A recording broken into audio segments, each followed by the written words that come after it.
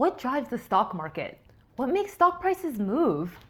What even is a stock? If you've never invested before and you'd love to know the answers to these questions, then you've definitely landed on the right video. I bought my first stock when I was 14 years old, but I was lucky enough to have a dad who could explain to me what a stock is and help me learn about investing. But if you didn't have someone to teach you this stuff, how else would you know anything about investing and putting your money to work? It's not like they teach us this stuff in school, right? That's why in this video, I'm gonna talk about some of the very basics of investing, starting with what even is a stock? So let's just get right into it.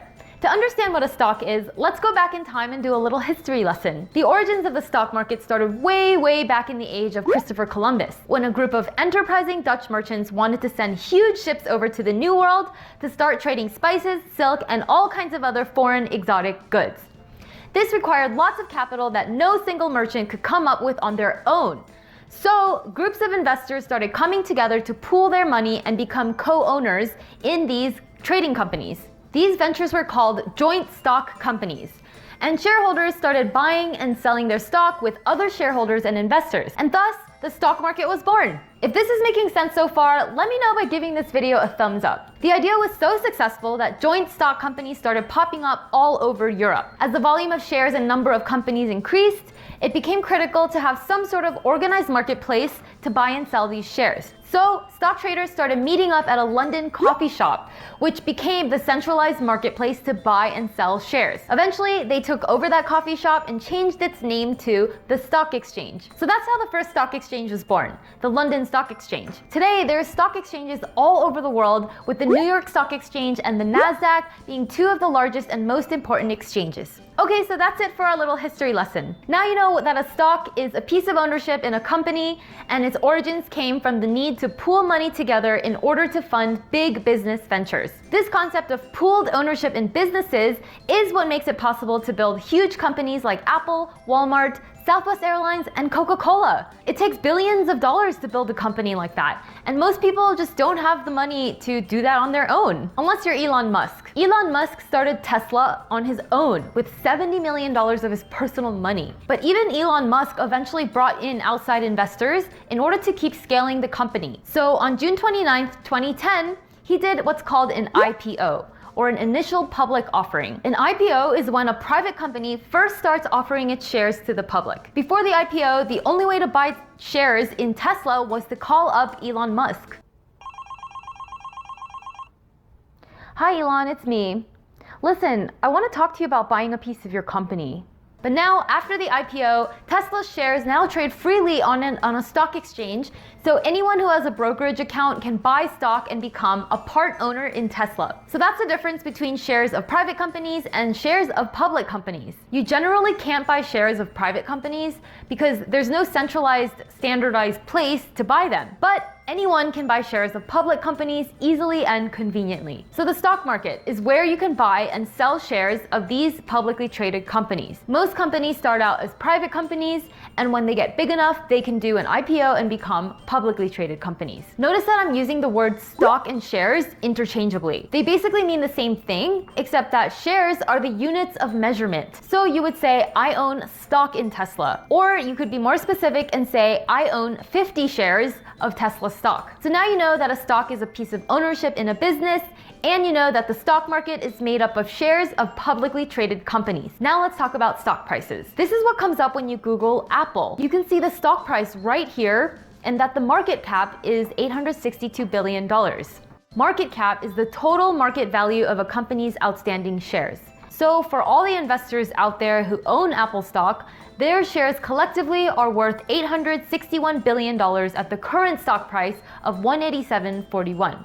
So that means for $187.41, you can become a 0.0000002% owner in Apple. Or if you're a big institutional investor and you bought 100 million shares of Apple, then you become a 0.02% owner in Apple. To own 0.02% of Apple means that you own 0.02% of everything the company owns. It also means you're entitled to 0.02% of the company's profit. So it's all proportional. So the stock price reflects whatever people want to pay at any given moment to own a slice of Apple. The stock price is very volatile.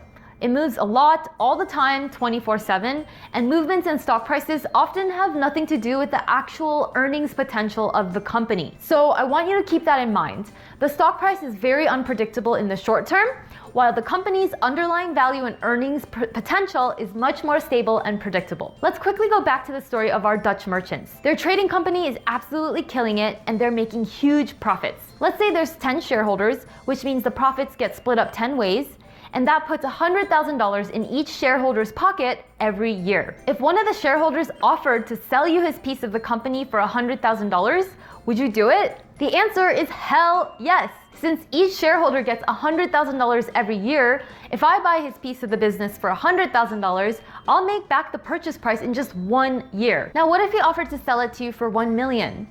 Then I'd have to think about it some more. Because for $1 million, it would take 10 years for me to make back the purchase price. And that's if the company is still in business for 10 years and nothing bad happens. The moral of the story is this: the price of a stock is driven by the company's profits. Stock prices go up and down because the market thinks profits will go up and down. Profitability is the foundation of what creates a stock price. This is how it works in the long term, but in the short term, sometimes stock prices have no connection to profits.